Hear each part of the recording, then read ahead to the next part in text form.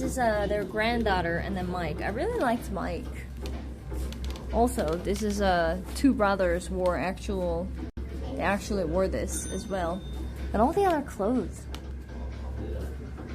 So they're together, Better Call Saul and then the Museum of Better Call Saul and Breaking Bad together. I think these are what the Jimmy wore.